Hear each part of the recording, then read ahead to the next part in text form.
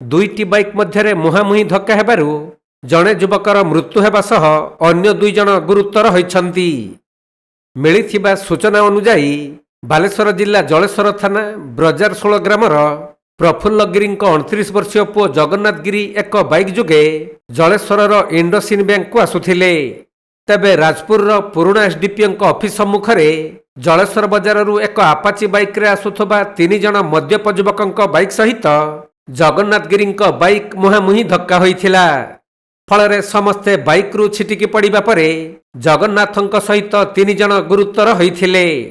तेणु स्थानीय लोक मैंने समस्त उद्धार करी एक ऑटो जुगे जलेश्वर जीके भट्टर हॉस्पिटल को आनिथिले भी जगन्नाथ गिरी को डाक्तर मृत घोषणा करथिले।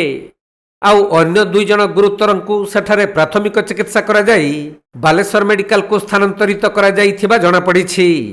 अन्यपटे रास्ता खराब जगू एहिपरि दुर्घटना घटी एक अमूल्य जीवन चलीगला बोली स्थानीय बासिंदा माने सूचना देइथिबा बेले जलेश्वर पुलिस घटनास्थल रे पहुंची दुर्घटना संपर्क रे तदंत जारी रखिछन्ति।